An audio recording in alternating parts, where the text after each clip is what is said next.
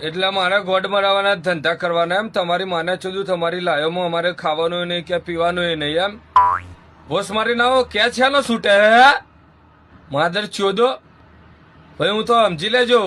માં ચોદી નાખી લોડાવ જ્યારે હોય તારે ની માને ચોદું કે મુझको તો એ પગ में ઓટી આ ગઈ थी તો મેં તો કેસ છૂટ ગયા ને એ તમારે જોવાનું મારે કઈ નહીં જોવાનું નહીં માને ચોદું મારે આ મેચ જીતવાની ને જીતવાની ગમે તે થઈ જાય ની માને ચોદું તારે લોડાવ મસ્ત મેં કીધું હવે શાંતિથી બિયર પીતો જોવું તે લોડાઈ તરત કેસ છોડી નાખ્યો બોલો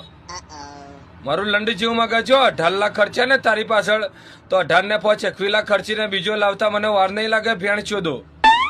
અને જો એક બીજી વાત